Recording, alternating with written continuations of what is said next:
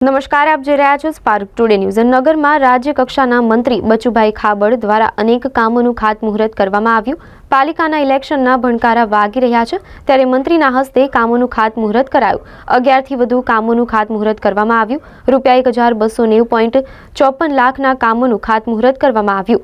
નગરના મુખ્ય રસ્તાઓનો રીસર્ફેસિંગ, ભૂગર્ભ ગટર ફેઝ 2 તેમજ આરસીસી રોડ સહિતના કામોનું ખાતમુહૂર્ત કરવામાં આવ્યું। 3થી વધુ કામોનું લોકાર્પણ પણ કરવામાં આવ્યું હતું।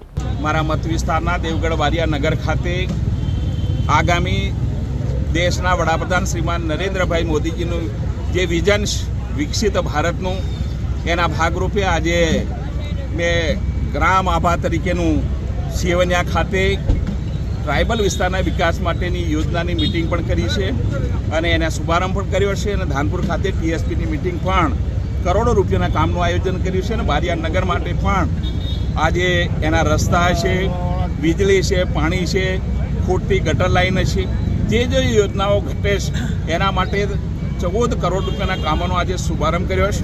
ગામની સુખાકારી, ગામનો વિકાસ જે ખૂટ્યો છે, કડીઓ છે, આગામી દિવસોની અંદર આ નગરને એક સુંદર સુવિધાયુક્ત લોકોની જરૂરિયાત મુજબ કરવા માટેના સંકલ્પ સાથે આજે અમે શરૂઆત કરી છે।